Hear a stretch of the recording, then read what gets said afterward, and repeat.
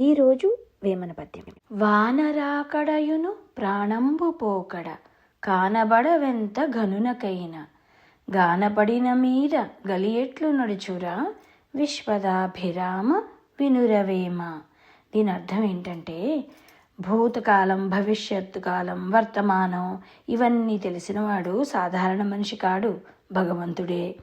మనిషికి అన్నీ ముందుగానే తెలిసిపోతే అతడు పరమాత్మ స్వరూపుడే అవుతాడు కదా.